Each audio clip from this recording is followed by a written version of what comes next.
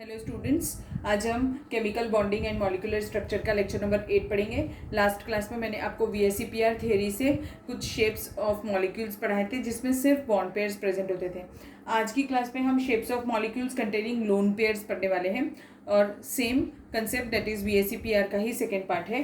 ये जैसे हमने पार्ट 1 में पूरा टैबुलर फॉर्म में पढ़ा था, सेम वैसा ही पार्ट 2 भी हमारा टैबुलर फॉर्म में ही है। तो मैंने टेबल फॉर्म करके रखा है पहले से। फर्स्ट कॉलम सीरियल नंबर है, सेकेंड है मॉलिक्यूल का type, number of bond pairs, number of lone pairs, total number of electron pairs, shapes and molecules, shapes and geometry, and last column is of example. Now इसमें कैसे करेंगे अभी हम देखो, हमने अगर आप अपनी कॉपी का पहले पार्ट 1 वाला पेज खोल करके रखिए, वहाँ पर हमने फर्स्ट टाइप क्या पढ़ा था, AB2 टाइप पढ़ा था, याद होगा आपको। AB2 टाइप लीनियर है, AB2 टाइप था, लीनियर फॉर्म था, उसमें हम कभी भी लोन पेयर नहीं रख सकते हैं। तो लोन पेयर रखने के लिए हम AB3 से शुरू करेंगे। तो AB3 फर्स्ट हमारा सीरियल नंबर में मॉलिक्यूल का टाइप क्या है, AB3। अब AB3 में ही अगर मैं एक लोन पेयर इंक्लूड कर लूँ तो ये कैसा टाइप कन्वर्ट हो जाएगा, अगर एक लोन पेयर कर दूँ तो AB2L टाइप हो जाएगा। ठीक है, अब AB2L टाइप है, इसीलिए अब देखो बॉन्ड पेयर कितने हैं यहाँ पर दिख रहे हैं, B के साथ पे 2 है, तो 2 बॉन्ड पेयर्स होंगे और एक लोन पेयर लिया है, इसीलिए एक L लिखा है, इसीलिए एक लोन पेयर है। Means total number of electron pairs कितने हैं, 3। तभी ये AB3 टाइप का ही डिस्टॉर्शन हम पढ़ रहे हैं, यानी AB3 टाइप में ही अगर लोन पेयर प्रेजेंट हो गए तो क्या शेप में चेंज होगा वो पढ़ना है अभी हमें। तो 3 इलेक्ट्रॉन पेयर्स है उसके पास। अब ये जो 3 इलेक्ट्रॉन पेयर्स है इससे ही वो बॉन्डिंग करने वाला है। तो 3 2 6 होता है, तो 6 इलेक्ट्रॉन्स किसके आउटर मोस्ट ऑर्बिट पे आते हैं। देखो अब एग्जांपल ले लेती हूँ मैं ऑक्सीजन फैमिली का, ऑक्सीजन 8, तो इसका कॉन्फ़िगरेशन क्या हो जाएगा, 1s2 2s2 2p4 4 5 6 7 8। तो देखो आउटर मोस्ट ऑर्बिट में कितने इलेक्ट्रॉन्स है उसके, 6 इलेक्ट्रॉन्स है। मींस AB3 टाइप के लिए अभी हमें कौन सा एग्जांपल लेना पड़ेगा, 6 इलेक्ट्रॉन्स वाला एग्जांपल लेना पड़ेगा, यानी ऑक्सीजन फैमिली। तो ऑक्सीजन तो नहीं बना सकता क्योंकि ऑक्सीजन का साइज छोटा है, इसीलिए हम कोई और एग्जाम्पल लेंगे। तो ऑक्सीजन के नीचे कौन होता है, सल्फर, तो सल्फर एग्जाम्पल रहने वाला है इसमें, सल्फर का कोई मॉलिक्यूल होगा। अब ड्यू टू द प्रेजेंस, अब ये क्या है, ये 3 लोन पेयर है, तो ये एक ऐसे अरेंजमेंट कर सकता था, ये 1 ये 2 और ये 3 हमने पढ़ी थी ये अरेंजमेंट। तो ये कौन सी अरेंजमेंट कहलाती है, ट्राइगोनल प्लेनर, ट्राइंगल के फॉर्म में अरेंज करता है ना, इसीलिए इसे हम क्या बुलाते हैं, ट्राइगोनल प्लेनर बुलाते हैं। बट क्या होता है, अब यहाँ पर बॉन्ड फॉर्म नहीं होने वाला है। तो अगर बॉन्ड फॉर्म नहीं होने वाला है तो जो भी आपकी ज्योमेट्री पहले हमने पार्ट A वाले में पढ़ के रखी थी उसको हम यहाँ पर नहीं लिख सकते हैं, वो ज्योमेट्री डिस्टर्ब होने वाली है। That's why it is termed as distorted trigonal planar. तो जब भी कभी लोन पेयर प्रेजेंट होगा तो जो आपकी एक्सपेक्टेड ज्योमेट्री है उसके सामने आपको क्या वर्ड लिखना पड़ेगा, डिस्टॉर्टेड, क्योंकि वो डिस्टर्ब होने वाली है। दैट्स व्हाई सो अब इसकी ज्योमेट्री क्या होगी, distorted trigonal pyramidal, trigonal planar, distorted trigonal planar. अब ये कैसे अरेंजमेंट होगा रखेगा ये, तो ये क्या करने वाला है, A सेंटर में रहेगा, this will occupy a longer space, और ये ऐसा, तो ये B और ये B। तो इसका एग्जांपल क्या हो जाएगा, सल्फर। अब वो इसके पास में एक लोन पेयर रहेगा और 2 ऑक्सीजन के साथ में वो बॉन्डिंग करेगा। मीन्स कौन सा मॉलिक्यूल हो गया, O2 मॉलिक्यूल होगा, और वो भी कौन से फॉर्म्स बॉन्ड फॉर्म करेगा, डबल बॉन्ड फॉर्म करेगा ये। ठीक है, समझ में आया अभी आपको। तो इसका जो बॉन्ड एंगल था, कितना था इसका बॉन्ड एंगल, 120 डिग्रीज, याद होगा आपको, हमने ट्राइगोनल प्लेनर का बॉन्ड एंगल कितना पड़ा था, 120। तो अब ये 120 नहीं रहेगा।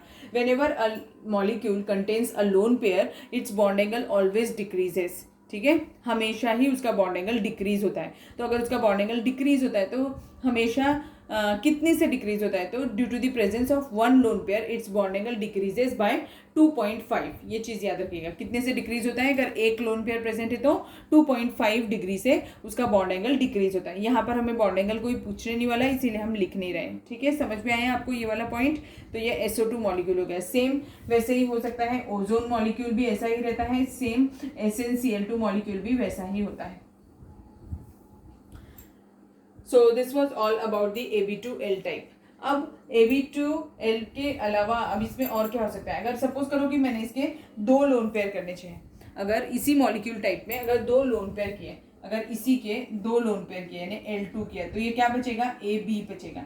तो ये कभी पॉसिबल नहीं है। क्यों पॉसिबल नहीं है? क्योंकि मैंने आपको फर्स्ट जब हमने पार्ट 1 पढ़ा था VSEPR का तब बताया था कि किसी भी मॉलिक्यूल का शेप या ज्योमेट्री बनाने के लिए एटलीस्ट उसके पास में क्या प्रेजेंट होने चाहिए, 3 एटम्स तो प्रेजेंट होने ही चाहिए। तो अगर हमने AB ले लिया तो कोई एटम नहीं बन सकता, कोई मॉलिक्यूल नहीं बन सकता है क्योंकि वो 3 एटम नहीं है, इसीलिए AbL2 टाइप इसका नहीं हो सकता है। समझ में आ गया? तो ये हो गया फर्स्ट वाला सेट। फर्स्ट पॉइंट अभी मैंने आपको बताया, AB3 मॉलिक्यूल में अगर लोन पेयर प्रेजेंट होगा तो कैसे बनेगा। अब हम सेकेंड टाइप पढ़ेंगे। AB4 मॉलिक्यूल लिया था, सेकेंड टाइप, इसमें हमने क्या लिया था, AB4 मॉलिक्यूल लिया था। अब अगर AB4 मॉलिक्यूल में मैं एक लोन पेयर इंसर्ट करूँ तो ये क्या बन जाएगा, AB3L टाइप बन जाएगा।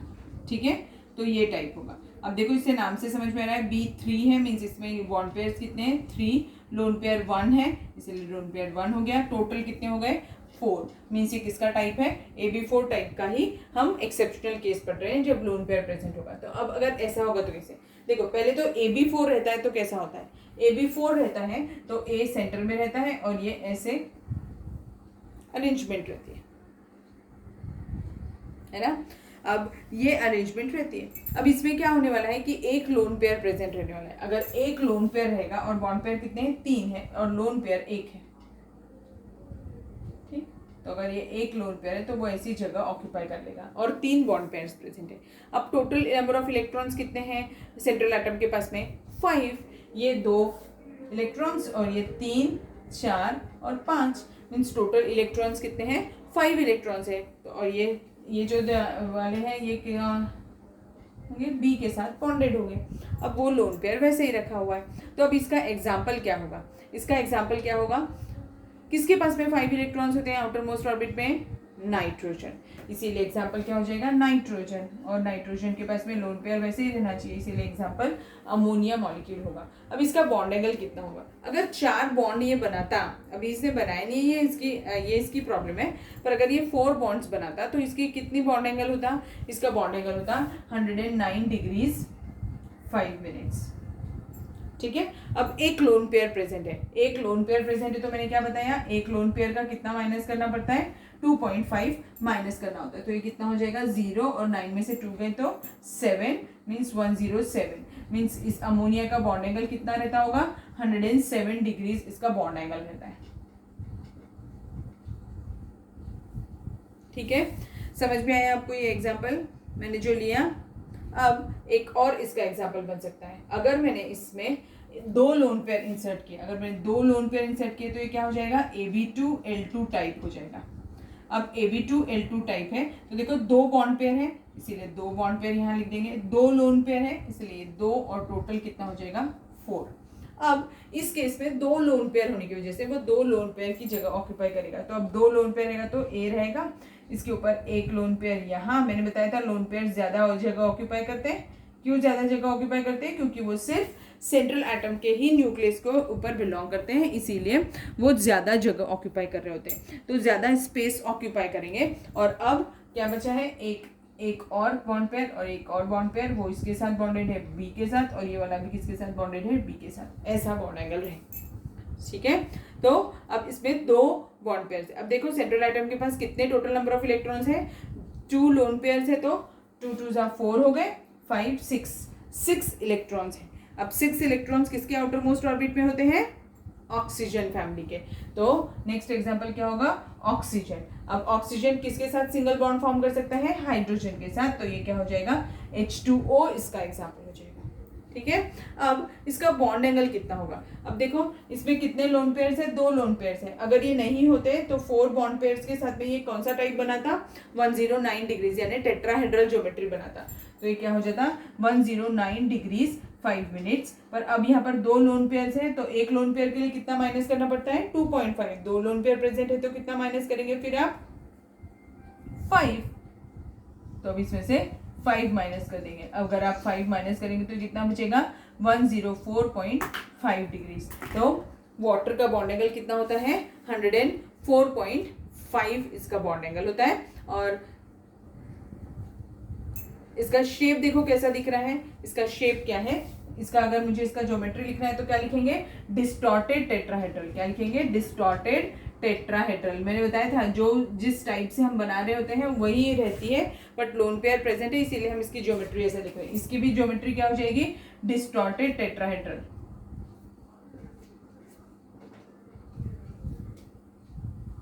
बट अब इसका शेप क्या होगा, अब इसका शेप देखो किसके तरह दिखने वाला है। इसका जो शेप है ये पिरामिड की तरह दिखने वाला है बेटा।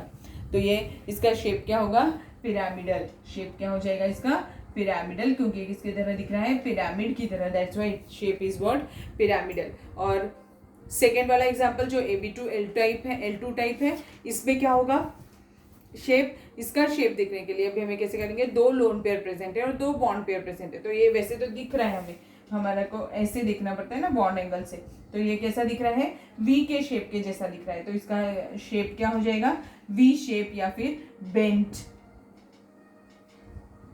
वी शेप, बेंट और एंगुलर भी हो सकता है। तो एंगुलर भी बुलाते हैं इसे। तो ऐसे तीन नाम है इसके, समझ में आए। अब अगर मैंने एक और एग्जांपल लेने की कोशिश की, ABL3, तो पॉसिबल है क्या, नहीं है, क्योंकि एटम्स कितने हैं, सिर्फ दो ही है। इसीलिए AB4 मॉलिक्यूल के कितने टाइप्स हो सकते हैं जिसमें लोन पेयर प्रेजेंट है, दो ही टाइप हो सकते हैं, एक AB3L टाइप और दूसरा AB2L2 टाइप। ठीक, होप सो आपको समझ में आया होगा। अब आगे चलते हैं। अब नेक्स्ट मॉलिक्यूल टाइप देखेंगे हम, थर्ड एग्जाम्पल। तो इसमें कैसा होगा, अभी हमने AB2 से तो नहीं हो सकता, मैंने आपको बताया था लोन पेयर रख के। सेकेंड वाले एग्जाम्पल में मैंने आपको बताया कि AB3 से हमने किया था तो एक ही पॉसिबल था। फिर AB4 से हमने 2 पॉसिबिलिटीज देखी, एक AB2L और एक AB3L और एक AB2L2। अब नेक्स्ट है AB5। तो अब अगर AB5 मॉलिक्यूल है तो अब देखो कैसा होता है, हमने पढ़ा है ये भी,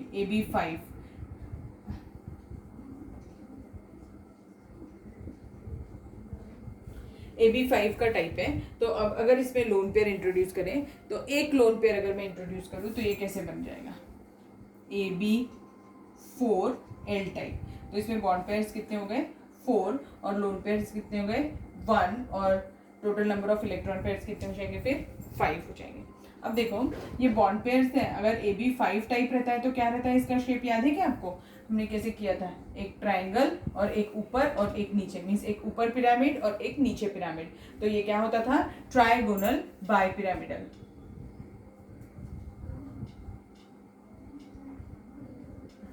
ठीक है।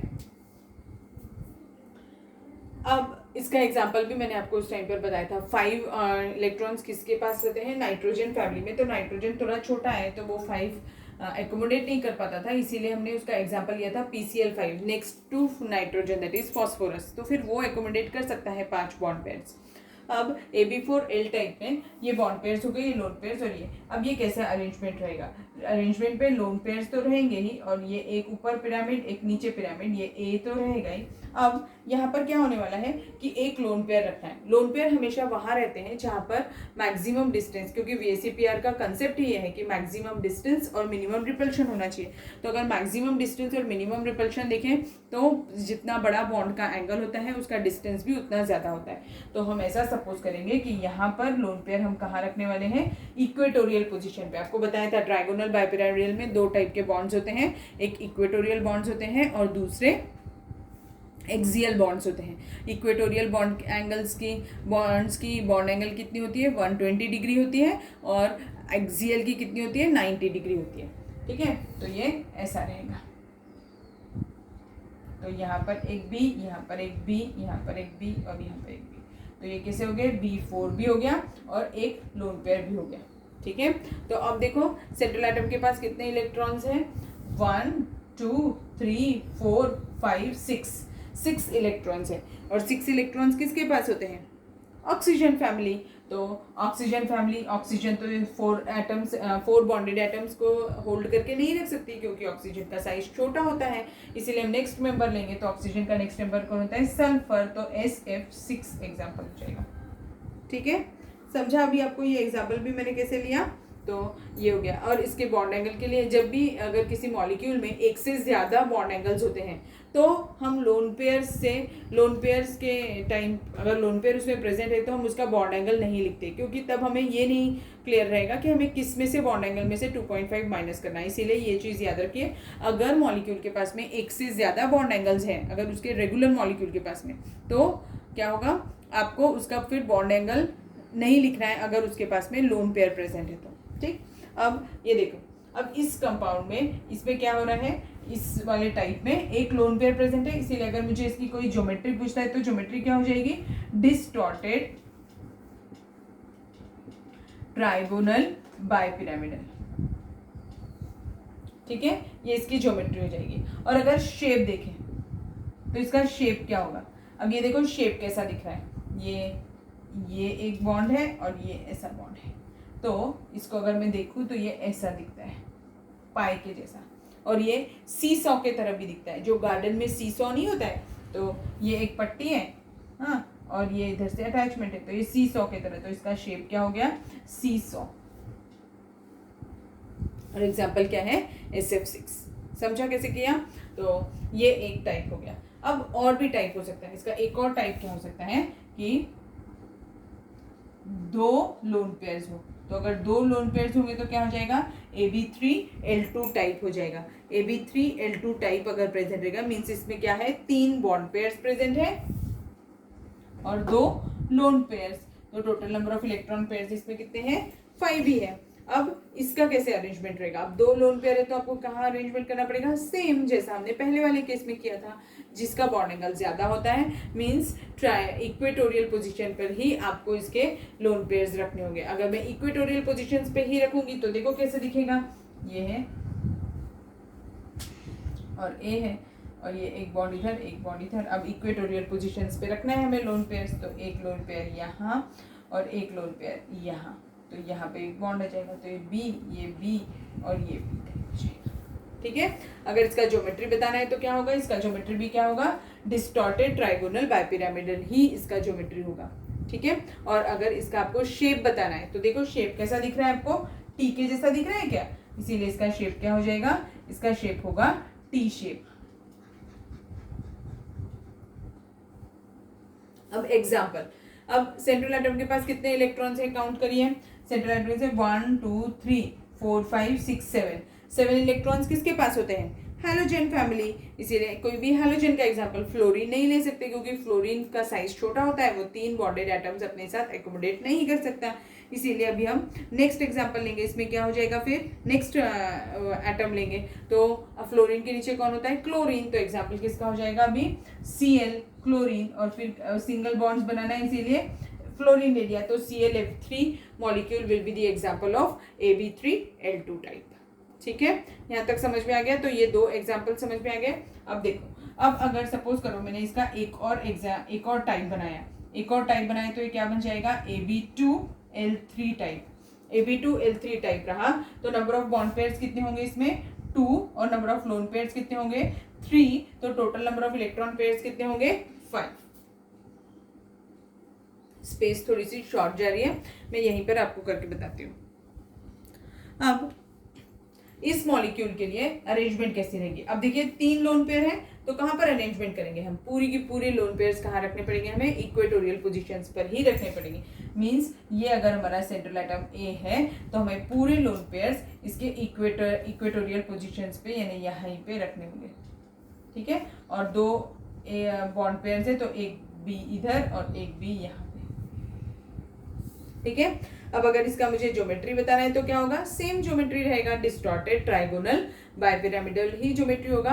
और अगर शेप बताना है तो शेप देखो कैसा है, ये लीनियर, तो इसका शेप क्या हो जाएगा, लीनियर हो जाएगा।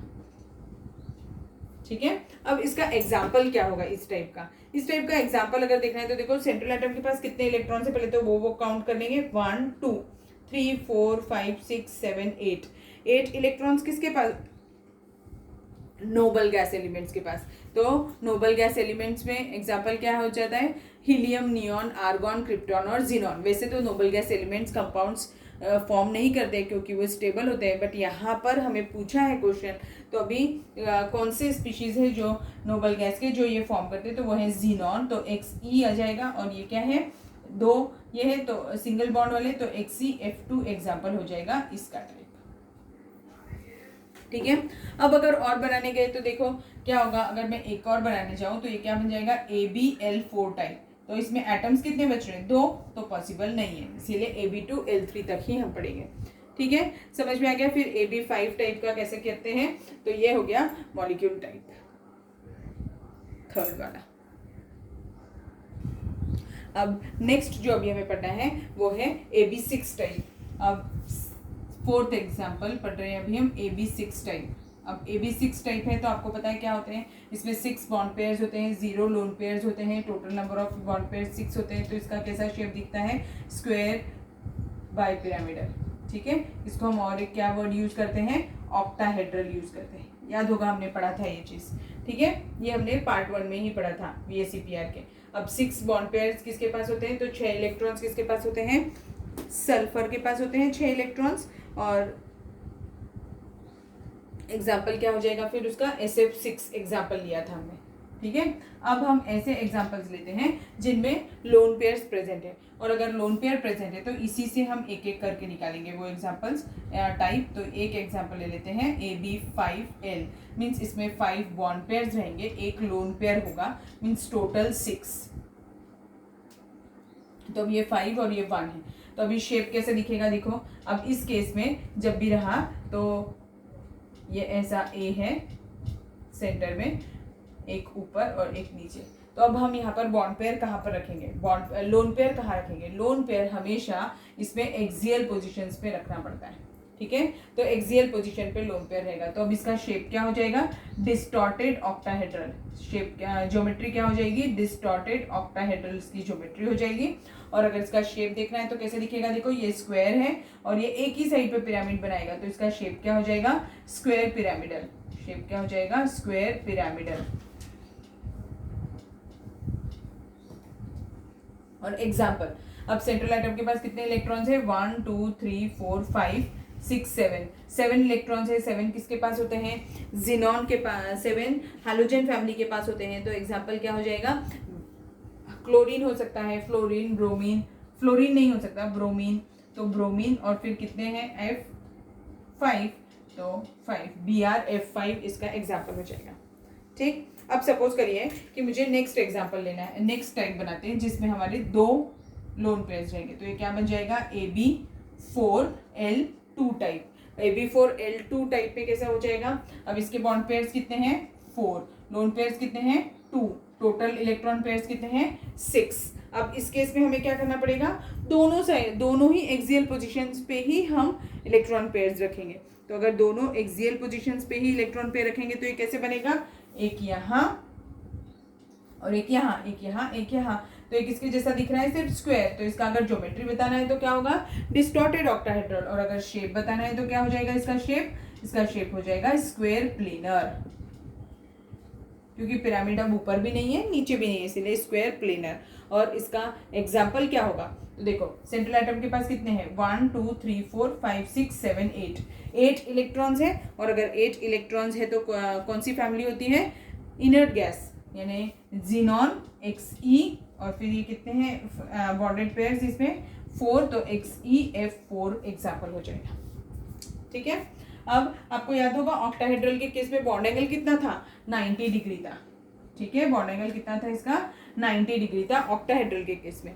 अब यहाँ पर अगर मैं और एग्जांपल लूँ, एक और टाइप अगर बना के देखते हैं, अगर एक और टाइप लिया तो ये क्या हो जाएगा, AB3L3 टाइप। बट ये पॉसिबल नहीं है। क्यों पॉसिबल नहीं है, क्योंकि अब यहाँ पर मुझे बॉन्ड पेयर्स रखने के लिए जगह नहीं है, या तो यहाँ रखनी पड़ेगी, यहाँ रखेंगे तो क्या होगा कि बॉन्ड एंगल बहुत कम है। बॉन्ड एंगल अगर कम रहता है तो रिपल्शन ज्यादा होता है, और VSEPR क्या बोलती है, मैक्सिमम डिस्टेंस और मिनिमम रिपल्शन होना चाहिए। इसीलिए मिनिमम रिपल्शन के हिसाब से ये पॉसिबल नहीं है। इसीलिए AB6 में सिर्फ 2 ही पॉसिबिलिटीज है, एक AB5L टाइप और एक AB4L2 टाइप। ठीक है, अच्छे से वीडियो ध्यान से देखेंगे तो आपको समझ में आएगा जो मैं आपको समझाने की कोशिश कर रही हूँ। बहुत इंपॉर्टेंट है ये VSEPR का पार्ट।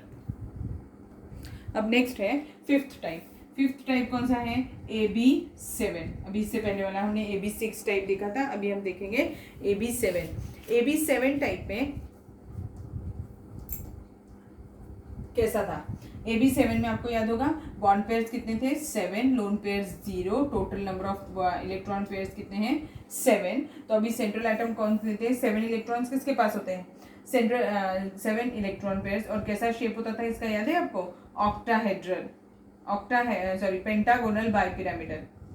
ये ए होता था और ये यहाँ पर ऐसा, तो इसका ज्योमेट्री क्या हो जाता था? Pentagonal bipyramidal.